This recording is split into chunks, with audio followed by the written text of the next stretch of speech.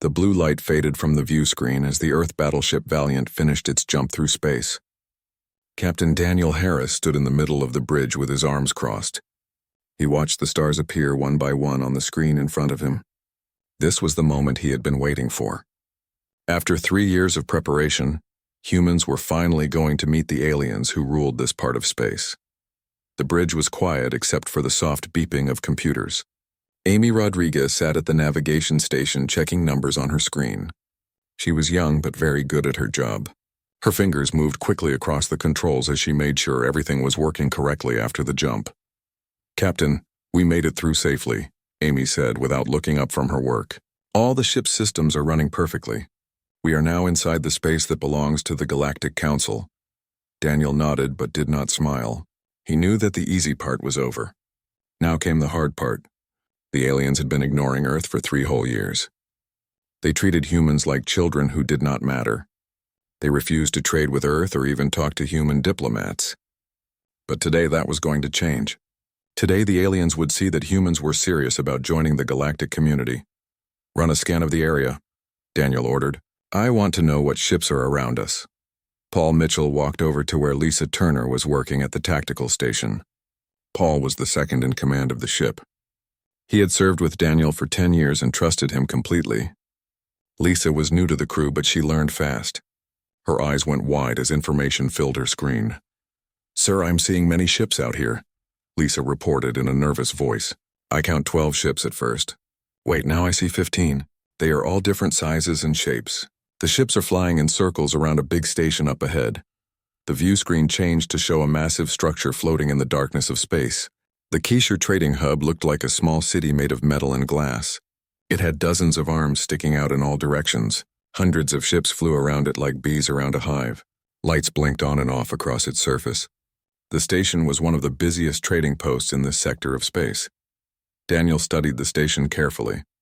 He had read reports about places like this. Aliens from many different worlds came here to buy and sell goods. They also came to share news and make deals. If humans wanted to be taken seriously, this was the perfect place to make an entrance. "Send them a message," Daniel told Karen Phillips, who was sitting at the communications station. "Tell them who we are, and ask permission to dock at their station. Use the proper diplomatic language." Karen started typing on her keyboard. She was good with languages and had learned several alien tongues in preparation for this mission. After a minute, she stopped and put her hand to her ear. She was listening to something through her headset. Her face showed confusion. "Captain, they are responding, but something seems wrong," Karen said slowly. "The person controlling traffic at the station sounds worried. They are telling us to stop where we are and not come any closer. They are saying we broke some rules by coming here. They are calling us an unauthorized military ship." Paul walked back to stand next to Daniel. A small smile appeared on his face. "They have never seen anything like our ship before," he said quietly. That was true. The Valiant was completely different from the ships that aliens built. Most alien warships used simple fusion engines and basic energy weapons, but humans had built something much more powerful. The Valiant was almost 2 kilometers long. Its hull was covered in thick armor that could stop weapons that would destroy normal ships. The ship carried railguns that could shoot metal projectiles at incredible speeds. It had missiles with nuclear warheads. It had defense systems that could track thousands of targets at the same time. But the real difference was not the weapons. The real difference was that humans had learned to build warships by fighting wars against each other. For thousands of years, the aliens had been peaceful for so long that they had forgotten how to fight. They did not know how to think like warriors anymore. "Sir, the station is broadcasting an emergency alert now," Karen said with worry in her voice. "They are calling us a potential threat. They are asking for Council security forces to come here." Daniel felt his jaw tighten. This was not going the way he had hoped. "We came here under diplomatic orders," he said firmly. "We have every right to be in this space." "Captain, several ships are turning on their weapons," Lisa announced. Her voice was getting higher. "They are moving into defensive positions between us and the station." The view screen showed several smaller ships breaking away from the station. They spread out in a line between the Valiant and the trading hub. These were Council Security Force ships. Their hulls were painted blue and silver. They were frigates and patrol craft, much smaller than the Valiant, but there were many of them. Paul stepped closer to Daniel and spoke softly so only the captain could hear. "What are your orders, sir?" Daniel stared at the screen for a long time. He thought about everything that had led to this moment. Earth had worked so hard to get here. They had built this incredible ship. They had trained the best crew. They had come in peace hoping to make friends with the aliens. But now those same aliens were pointing guns at them. He knew that one wrong decision could start a war. Earth was not ready for a war against the entire Galactic Council. But he also knew that if humans backed down now, the aliens would never respect them. They would always see humans as weak and afraid. "Turn on our defensive shields," Daniel ordered in a calm voice. "Keep our weapons turned off. I want them to see that we can protect ourselves, but we are not here to start a fight." "Yes, sir," Paul replied and walked back to the tactical station. The crew moved quickly and smoothly. They had practiced this many times. The Valiant's shields came online with a low humming sound. Energy flowed through the systems, creating an invisible barrier around the ship. The point defense batteries charged up and became ready to shoot down incoming missiles or energy blasts. The ship's powerful reactors sent more power to the defensive systems. On the view screen, the Council security ships were now in position. Their weapons were locked onto the Valiant. Nobody moved. Nobody spoke. The entire sector of space seemed to be holding its breath, waiting to see what would happen next. This was the moment that would decide humanity's future in the galaxy. Would the aliens attack? Would humans have to fight their way out? Or would someone find a way to solve this problem without violence? Daniel Harris stood on his bridge and waited for an answer. Inside the Keshar trading hub, people were running through the corridors in panic. In the main control room at the center of the station, Administrator Vexnor stared at the holographic image of the human battleship. His scales were turning dark green, which meant he was afraid. Vexnor was tall and looked like a lizard that walked on two legs. He came from a species called the Saurian Collective. How did they get here? Vexnor hissed through his sharp teeth. His claws scratched against the metal console in front of him. "I thought the humans were not allowed to leave their home system." His assistant Prill looked up from her workstation. She was short and had wet skin like a frog. Her large eyes blinked rapidly as she worked. "The Council removed the quarantine 6 months ago, Administrator. They gave humanity permission to travel after the trade talks." "Permission to travel does not mean permission to bring warships into neutral space," Vexnor snapped back. He turned to look at Crix, the security chief. Crix had a hard shell like an insect and 6 legs. His body was covered in armor plating. "What do we know about that ship?" Crix's mouth parts clicked together nervously. He looked at his data tablet and then back at Vexnor. "We know very little, Administrator. Human military power is not well documented. They only recently joined the galactic community. They have refused to share information about their warships." "Then find information," Vexnor ordered. His voice was getting louder. "Use the intelligence network. Someone somewhere must know something about these humans and their weapons." While Crix hurried away to search for data, Vexnor looked back at the holographic display. The human battleship floated in space like a dangerous predator. Its shape was all angles and hard edges. Weapons stuck out from its hull in every direction. It looked angry and ready to attack. This was so different from Council ships, which were smooth and curved and beautiful. There was something about this human ship that made Vexnor's instincts scream danger. "Administrator," Prill called out in a worried voice. "I am getting messages from ships all around the station. Many captains are asking permission to leave immediately." "No," Vexnor said firmly. "If we evacuate now, it will look like we are running away from one single ship. That would be shameful." "With respect, Administrator," Crix interrupted as he came back from his console, "running away might be the smart thing to do. I have found the intelligence reports about humanity. What I read is very disturbing." Vexnor turned to face the security chief. His eyes narrowed. "Tell me everything." Crix's mouth parts clicked faster now. He was more nervous than before. "Humans are what we call a Class 12 Death World species, Administrator. Their planet has much stronger gravity than normal. Their atmosphere is full of oxygen, which is corrosive. Their world has millions of predatory species that want to kill and eat them. Humans evolved as hunters who could chase their prey for days without stopping. So they are tough," Vexnor said. He waved his clawed hand dismissively. "Many species are tough. That does not explain why everyone is so scared of one ship." "There is more, Administrator," Crix continued. His voice was shaking slightly. "Human history is filled with violence. Extreme violence. In the past 10,000 years, they fought more than 15,000 wars.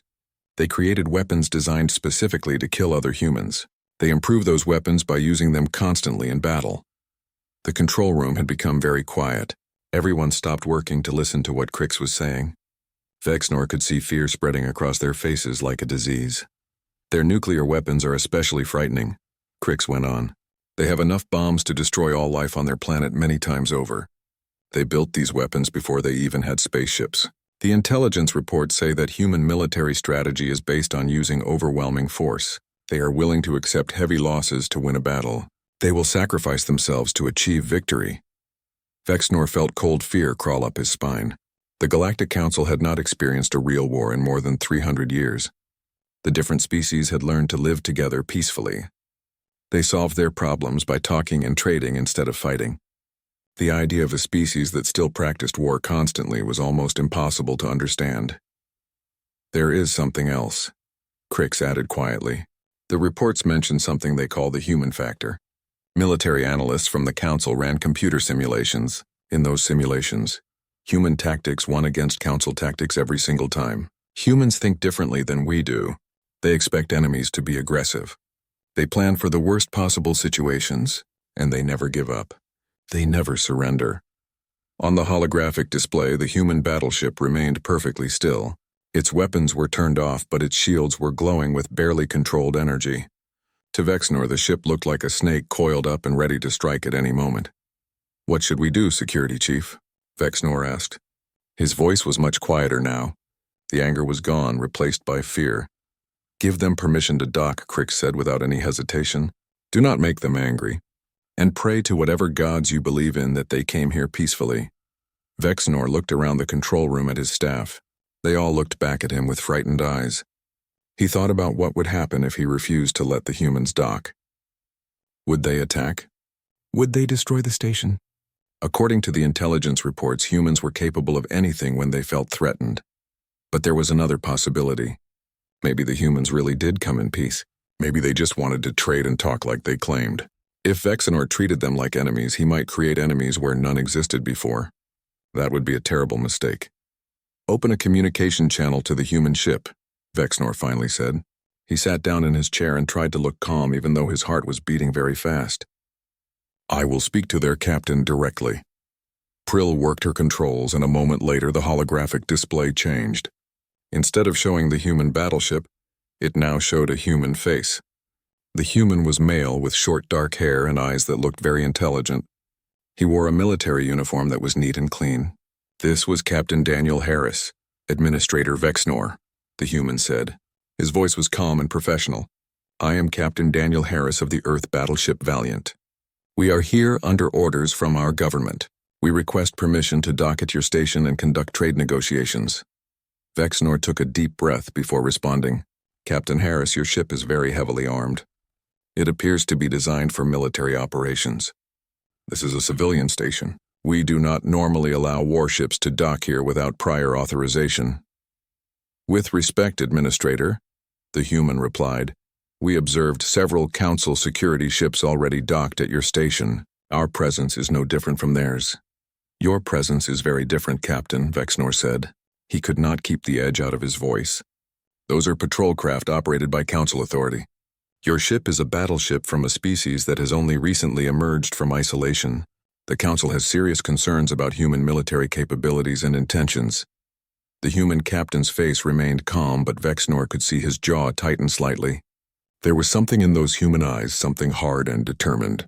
This was not a person who would back down easily. "Administrator, humanity wants only peaceful relations and fair trade with the galactic community," Captain Harris said carefully. "Yes, we build powerful warships. Yes, our history includes warfare, but we are also capable of great compassion, innovation, and cooperation. We came here to prove that to you." Vexnor was silent for a long moment. He weighed his options carefully. He could refuse and risk making the humans angry, or he could allow them to dock and risk letting a potential threat onto his station. Neither choice felt safe, but one choice might lead to peace while the other might lead to violence. "Captain Harris, I will grant you permission to dock," Vexnor finally said. He could see relief flash across the human's face for just a moment. "But I have one condition. You must leave your weapons powered down, and you must allow a council inspection team to examine your ship. They need to verify that you are not a threat to this station. On the bridge of the Valiant, Daniel looked at Paul, who was standing beside him. Paul shook his head slightly. Allowing alien inspectors onto a military ship was risky. They would see sensitive technology and report everything back to their government. But Daniel knew that refusing would only make the aliens more afraid. Agreed, Daniel said after a brief pause. We will comply with your inspection. However, I must insist that your inspection team be escorted by my security personnel at all times, and certain classified areas of the ship must remain off limits. That is acceptable, Vexnor replied. Some of the tension left his body. I am transmitting docking instructions to your ship now. Welcome to Kaysher Trading Hub, Captain Harris. The holographic image disappeared. Daniel let out a breath he did not know he had been holding. Paul walked closer and spoke quietly. You know they are going to report everything they see to Council Intelligence. I am counting on it, Daniel said. Let them see the Valiant up close. Let them see our crew and how we operate. Maybe then they will understand that humanity is not their enemy. Helen Wright, the chief science officer, had been listening from her station. She was an older woman with gray hair and sharp eyes that missed nothing. Or maybe seeing our capabilities will make them even more scared, she pointed out. That is a risk we have to take, Daniel replied. He stood up from his command chair. Commander Mitchell, prepare a security detail. Dr. Wright, I want you to go with the inspection team. Answer their questions honestly, but do not volunteer extra information. Let's show them that humans can be trusted. 2 hours later, the inspection team arrived at the Valiant's airlock. They were escorted by station security guards and led by a tall alien woman, with pale blue skin and large dark eyes. She looked graceful and moved with fluid motions. She introduced herself as Investigator Nalia from the Council Science Directorate. Her attitude seemed more curious than hostile. Helen met them at the airlock entrance. 2 human security officers stood beside her, wearing full tactical gear with weapons at their sides. Welcome aboard the Valiant, Investigator, Helen said politely. I am Lieutenant Commander Helen Wright, Chief Science Officer. I will be your guide today. Nalia's large eyes looked around the airlock carefully. She seemed to be memorizing every detail. Your ship is impressive, Commander Wright. Much larger than our standard cruisers. We built the Valiant to last, Helen explained as she led the group into the main corridor. Earth does not have access to exotic materials or advanced energy sources like many Council species. So we compensate by using robust engineering and building redundant systems. As they walked through the ship, Helen pointed out various features. She showed them the reinforced bulkheads that were designed to contain hull breaches. She showed them the damage control stations positioned at regular intervals along every corridor. She showed them the emergency life support systems that could keep the crew alive for weeks, even if the main systems failed. The inspection team took notes on everything they saw. Their expressions changed from suspicious to thoughtful. They were beginning to understand that this was not just a weapon designed to destroy things. This was a ship designed to keep its crew alive in the most dangerous situations imaginable. Your focus on survivability is unusual, Nalia observed as they walked. Most Council ships prioritize efficiency and speed over durability. Different philosophies, Helen said with a slight smile. Humans learned early that space is extremely hostile. We design our ships to handle the worst-case scenario because we have seen what happens when you are not prepared. They reached the engineering section where massive fusion reactors hummed with contained power. The walls vibrated slightly from the enormous energy being generated. Chief Engineer Greg Palmer was waiting for them. He was a stocky man with oil stains on his hands and a friendly smile on his face. Welcome to my domain, Greg said cheerfully. He seemed genuinely happy to show off his work. She is a beauty, is she not? 4 primary reactors, each one capable of powering a small city. We can run on just one if we have to, but when all 4 are online, this ship has more power than most space stations. Nalia approached one of the reactors carefully. She studied the containment field that kept the reaction from melting through the walls. This technology is crude by Council standards, she said honestly. But the implementation is remarkable. You achieve comparable output with far simpler systems. We call it practical engineering, Greg replied. He did not seem offended by her comment. Fancy does not always mean better. These reactors are easy to maintain and hard to break. When they do break, we can fix them with basic tools. Can you say the same for a quantum singularity drive? Nalia paused and then smiled slightly. It was the first time she had smiled since coming aboard. "No, I cannot," she admitted. The inspection continued through different sections of the ship. They visited the medical bay where human doctors had equipment ready to handle any injury or illness. They saw the crew quarters where people lived in small but comfortable rooms. They observed the training facilities where soldiers practiced combat in zero gravity. Everywhere they went, they saw the same thing. Humans who were professional, disciplined, and serious about their jobs. Finally, they reached the bridge. Captain Daniel Harris was waiting for them there. He stood in the center of the command deck with his hands behind his back. The crew worked at their stations, monitoring systems and watching for any threats. The atmosphere was calm but alert. "Captain," Nalia said as she entered. She inclined her head respectfully. "Your ship is quite remarkable. Very different from what we expected." "And what did you expect, investigator?" Daniel asked. His voice was neutral, neither friendly nor hostile. "Honestly."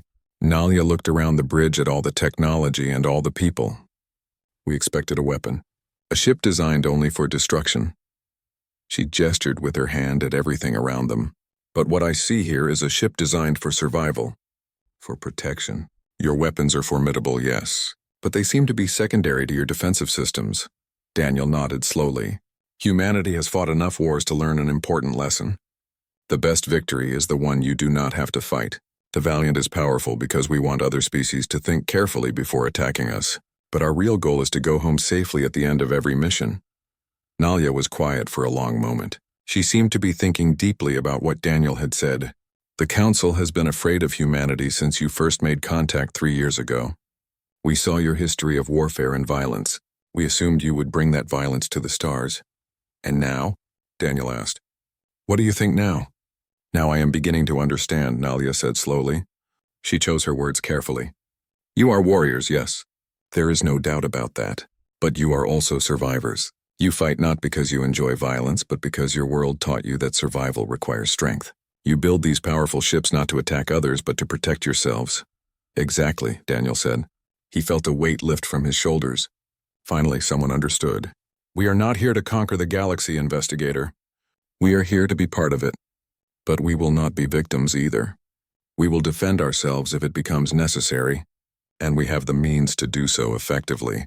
The question is whether the Council can accept that reality." Nalia looked around the bridge one more time. She watched the crew working at their stations with quiet efficiency. She looked at the advanced but practical technology that humans had developed. She observed the disciplined military bearing that every person showed. Then she looked back at Daniel with her large, dark eyes. "I will make my report to the Council," she said. Her voice was firm and clear. "And I will tell them that humanity is not a threat to be feared. You are a partner to be respected. Whether the Council listens to my advice or not remains to be seen, but I will speak the truth about what I have witnessed here today." 3 days passed after the inspection ended. During those 3 days, everything changed at Kaysher Trading Hub. The fear that had gripped the station when the Valiant first arrived began to fade. In its place came something new: curiosity. Aliens who had been afraid to approach the human battleship now wanted to see it up close. Merchant captains sent messages asking about trade opportunities with Earth. Scientists requested meetings to discuss human technology. Even the Council, security ships that had pointed their weapons at the Valiant, pulled back to their normal patrol routes. Captain Daniel Harris stood in the observation deck looking out at the stars. This room had large windows that showed the darkness of space and the lights of passing ships. It was his favorite place to think when he needed quiet time away from the bridge. He watched as alien vessels moved around the station like colorful fish in an ocean. Some were small personal ships. Others were massive cargo haulers carrying goods between star systems. The door behind him opened and Paul walked in carrying a data pad. His footsteps echoed in the empty room. "Captain, we just received a transmission from Earth," Paul said as he approached. "Fleet Command wants a complete report on the mission." "Tell them the mission was successful," Daniel replied without turning from the window. "We made first contact with the trading hub. We established peaceful relations with the station administration. We opened conversations with several merchant guilds. The Valiant performed perfectly in every way." "There is more good news, sir," Paul said. Daniel could hear the smile in his voice. Investigator Nalia's report reached the Council yesterday. Apparently, it caused quite a reaction. Several member species are now requesting formal diplomatic meetings with Earth representatives. Daniel turned from the window with raised eyebrows. That was fast. I thought the Council moved slowly on all decisions. Nalia's report was very positive, sir, Paul explained. He looked at his datapad and read from it. She emphasized our technology, our discipline, and our commitment to peaceful coexistence. But she also made it very clear that humanity is fully capable of defending itself if necessary. The Council is taking us seriously now. They see us as equals rather than primitives. That is exactly what we wanted, Daniel said with satisfaction. Respect, not fear. We do not want them to be terrified of us. We want them to treat us as partners. Paul handed him the datapad so he could read the full message. There is one more thing. Admiral Foster sent a personal message for you. He wants you to know that 2 more battleships are being commissioned. The Defiant and the Resolute will join the Valiant within 1 year. Earth is committed to maintaining a permanent presence in Council space. Daniel read the message carefully. He felt proud of what his crew had accomplished. They had done more than just dock at an alien station. They had changed how an entire galaxy viewed humanity.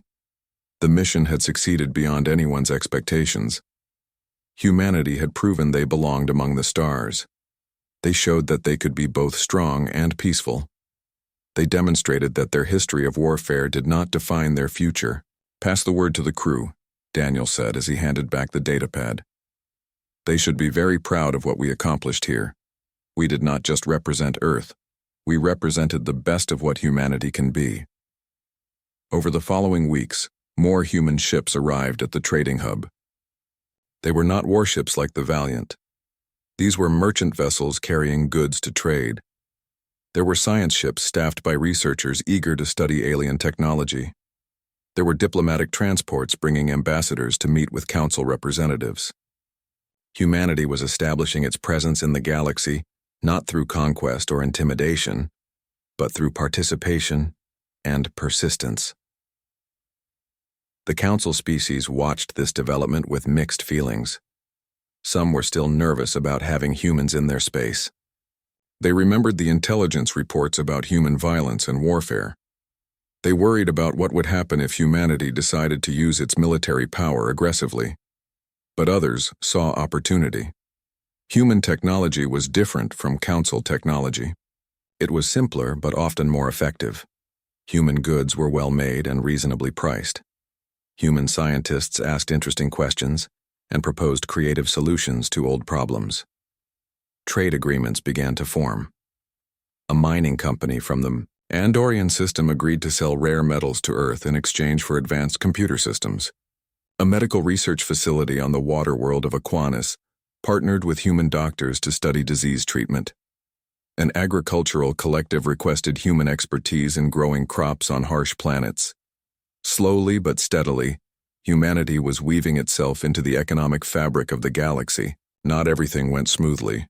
There were incidents and misunderstandings. A human merchant got into an argument with an alien trader over contract terms. The argument became heated and security had to intervene. A human science team accidentally violated a cultural taboo while conducting research on an inhabited world. Diplomatic apologies had to be issued. A human cargo ship got too close to a restricted military zone and was detained by Council security forces for several hours. But these problems were normal. They were the kind of issues that arose when different cultures tried to interact with each other. The important thing was that both sides worked to solve the problems peacefully. Humans learned about alien customs and laws. Aliens learned about human ways of doing business. Understanding grew with each interaction. On the bridge of the Valiant, life settled into a comfortable routine. The crew continued to maintain the ship and run training exercises. They monitored communications traffic and tracked the movement of ships around the station. They were always ready to respond if a threat appeared, but no threats came. The fear that had greeted their arrival had been replaced by acceptance. Daniel sat in his command chair reviewing reports on a datapad. Amy was at navigation plotting potential courses to other systems. Lisa was at tactical running diagnostics on the weapons systems even though no fighting was expected. Karen was At communications handling the steady flow of messages that arrived every day, the bridge felt calm and professional. "Captain," Karen called out, "we have an incoming transmission from Administrator Vexnor. He is requesting a private conversation with you." Daniel looked up from his datapad with interest. He had not spoken directly to Vexnor since the day they arrived. "Put him through in the briefing room. I will take it privately." Daniel stood and walked to the small briefing room adjacent to the bridge. The door closed behind him and he activated the communication system. A holographic image of Vexnor appeared in front of him. The reptilian administrator looked much more relaxed than he had during their first conversation. "Captain Harris," Vexnor said with what might have been a smile. It was hard to tell with alien facial expressions. "I wanted to speak with you personally before you depart." "We are not planning to leave yet, Administrator," Daniel said. "We have at least another month of mission time remaining." "I am aware," Vexnor replied. "But I wanted to take this opportunity to apologize for how we treated you when you first arrived. We were afraid. We did not understand your intentions. We saw your powerful ship and assumed the worst." Daniel shook his head. "You do not need to apologize, Administrator. You were protecting your station and your people. That is your job. I would have done the same thing in your position." "Perhaps," Vexnor said, "but I let fear guide my decisions instead of reason." Investigator Nalia's report opened my eyes. Humans are not the monsters we imagined. You are simply a strong species that values preparation and protection. There is nothing wrong with that. We are also a species that values friendship and cooperation, Daniel added. Strength alone does not build a civilization. You need trust and mutual respect as well. Agreed, Vexnor said. Which is why I wanted to make you an offer. Kishar Trading Hub would be honored to serve as a permanent port for human vessels. We will provide docking facilities, repair services, and commercial space for human businesses. In exchange, we ask only for fair trade and the protection that your presence provides. Daniel was surprised by this generous offer. Protection? From what? This sector of space has problems with pirates, Vexnor explained. They prey on merchant ships and sometimes attack smaller stations. Council security does what it can, but they are spread thin. However, since the Valiant arrived, pirate activity in this area has dropped to zero. Your reputation precedes you, Captain. The mere knowledge that a human battleship is nearby makes criminals think twice. Daniel smiled. This was an unexpected benefit of their mission. I will relay your offer to Fleet Command. I am sure they will be very interested. Earth would welcome a permanent foothold in this sector. Excellent, Vexnor said. I look forward to a long and profitable relationship between our peoples, Captain Harris. The holographic image faded. Daniel stood alone in the briefing room feeling satisfied. This was how peace was built. Not through threats or shows of force, but through mutual benefit and growing trust. 6 months had passed since the Valiant first appeared at Kishar Trading Hub. The station had changed dramatically in that time. A whole section of docking bays had been converted for human use. Human merchants operated shops selling goods from Earth. Human engineers offered repair services using techniques they had learned from fighting in space. Human restaurants served food that aliens found exotic and interesting. The presence of humans had become normal, almost expected. Captain Daniel. Harris walked through the market district of the station with Helen Wright at his side. They were not in uniform today. Instead, they wore civilian clothes so they could blend in with the crowds. This was something Daniel did regularly now. He wanted to see how humans and aliens interacted when they did not know a military officer was watching. The market was busy and loud. Vendors called out to potential customers in dozens of languages. The air smelled like a mixture of different foods from different worlds. Aliens of every size and shape moved through the crowds. Some walked on 2 legs like humans. Others slithered or floated or scuttled on multiple limbs. A few were so strange that Daniel still could not figure out how they moved at all. Look at that, Helen said, pointing to a small shop. Inside, a human woman was teaching a group of young aliens how to use human tools. The aliens watched with fascination as she demonstrated a simple hand drill. 6 months ago, those children would have been afraid to get near a human. Now they are eager to learn from us. Daniel smiled. Things have changed faster than I expected. I thought it would take years to build this level of trust. Fear fades quickly when people realize there is nothing to be afraid of, Helen observed. She was always good at understanding how people thought. The aliens were afraid of what we might do, but we have been here for months and we have not done anything threatening. We trade fairly, we follow the rules. We help when we can. Actions speak louder than words. They continued walking through the market. A merchant from the insectoid species recognized Daniel and waved one of his many arms in greeting. Daniel waved back. Further down the corridor, they passed a small cafe where humans and aliens sat together sharing meals and conversation. The scene would have been unthinkable 6 months ago. Captain, Helen said more seriously, do you ever worry about what happens next? We have shown the galaxy that humans can be peaceful traders and good neighbors, but we are still warriors. We still build warships. What happens if there is a real conflict someday? Daniel had thought about this question many times. That is why we maintain our strength, he said. Peace is wonderful, but it only lasts as long as people believe that breaking the peace will cost them more than they can afford. The Valiant is not just a warship, it is a reminder, a symbol that says humanity can defend itself and its friends. And if we have to prove it someday? Helen asked. Then we will, Daniel said simply. But I hope that day never comes. I would rather spend my career escorting merchant ships and showing the flag than fighting battles. They walked in silence for a while, each lost in their own thoughts. Finally, they reached the observation deck where large windows showed the beauty of space. Dozens of ships moved around the station in carefully controlled patterns. Some were arriving with full cargo holds. Others were departing to deliver goods to distant worlds. It was organized chaos that somehow worked perfectly. Captain Harris, a voice called out behind them. Daniel turned to see investigator Nalia approaching. She was alone today without her usual team of assistants. I was hoping I would find you here. Do you have a moment to talk? Of course, investigator, Daniel said. What can I do for you? Nalia gestured toward the windows. I wanted to tell you about the Council's decision regarding humanity's status. The final vote was yesterday. Daniel felt his heart beat faster. This was important news. The Council's decision would determine humanity's future in galactic affairs. And what did they decide? The Council has voted to grant humanity full member status, Nalia said with what looked like pride in her eyes. You will have representation in Council chambers. You will have voting rights on matters that affect all species. You will be treated as equals in all respects. Helen let out a breath of relief. Daniel felt tension drain from his shoulders that he had not realized he was carrying.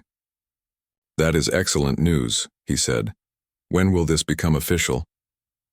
The formal ceremony will take place in 3 months at the Council homeworld, Nalia explained. Your government will need to send ambassadors and diplomats, but the decision is final. Humanity is now a full member of the Galactic Council. What changed their minds? Daniel asked. 6 months ago they were terrified of us. Now they are welcoming us as partners. Nalia smiled. You changed their minds, Captain. You and your crew. When the Valiant first arrived, the Council saw only a dangerous warship crewed by violent primitives. But then you docked peacefully. You submitted to inspection. You showed respect for our laws and customs. You proved that humans could be trusted. She paused and looked out the window at the Valiant floating in the distance. The battleship looked powerful and intimidating even from here. More importantly, you showed us that strength and peace are not opposites. They can coexist. The galaxy needs species like humanity, species that are strong enough to discourage aggression, but wise enough to seek peaceful solutions first. The galaxy has been peaceful for 3 centuries, Helen said. Why would you need strong species now? Nalia's expression became more serious. The galaxy is changing, Commander Wright. There are threats emerging at the edges of Council space. Pirates are becoming more organized and bold. Unknown vessels have been detected in sectors where no registered ships should be. Some intelligence analysts believe there may be hostile forces gathering beyond our borders. And you want humanity's help dealing with these threats, Daniel said. It was not a question. The Council wants humanity's partnership, Nalia corrected gently. We do not ask you to fight our battles for us, but we recognize that human military expertise could be valuable if threats do materialize. You know how to fight. You know how to win. That knowledge may prove important in the years ahead. Daniel thought about this carefully. Humanity had joined the galactic community seeking peace and prosperity. But it seemed that the universe had other plans. If threats were gathering, then someone would need to face them. Better to face them together than alone. Earth will honor its commitments to the Council, Daniel said formally. If there are threats to peace and stability, humanity will stand with its allies against them. That is all we ask, Nalia said. Welcome to the Galactic Council, Captain Harris. I believe humanity will make an excellent addition to our community. Later that evening, Daniel stood on the bridge of the Valiant for what he knew would be one of the last times as the only human battleship captain in this sector. The Defiant and Resolute would arrive within weeks. More ships were being built back on Earth. Humanity was expanding its presence throughout the galaxy, spreading slowly but steadily like water flowing into empty spaces. Paul stood beside him at the command station. Fleet Command confirms the Council's decision, sir. Earth is officially a Council member. The President is very pleased. She is calling it the greatest diplomatic achievement in human history. It is a good day, Daniel agreed. We have achieved what we came here to do. More than that, sir, Paul said. We have changed the galaxy's perception of humanity. 6 months ago, we were feared outsiders. Today, we are respected partners. That is because of you and this crew. Daniel shook his head. It is because we stayed true to our values. We showed strength when needed but never used it unnecessarily. We defended ourselves but never started fights. We demanded respect, but also gave respect in return. That is the human way forward. On the view screen, the station rotated slowly against the backdrop of stars. Ships came and went in an endless stream. Human ships mixed with alien vessels in a dance of commerce and cooperation. This was the future that humanity had earned through patience and determination. Sir, incoming transmission from Earth, Karen announced. It is Admiral Foster. He says it is urgent. Daniel walked to his command chair and sat down. Put him through. The Admiral's face appeared on the main view screen. He looked serious but not worried. Captain Harris, congratulations on the Council membership. You and your crew have done outstanding work. Thank you, sir, Daniel replied. I am sending you new orders, the Admiral continued. Now that we are Council members, we have access to intelligence about those unknown contacts at the border. The Council wants us to investigate. They are assigning the Valiant to lead an expedition into the outer sectors to determine what is out there. Daniel felt excitement stir in his chest. This was what the Valiant was built for.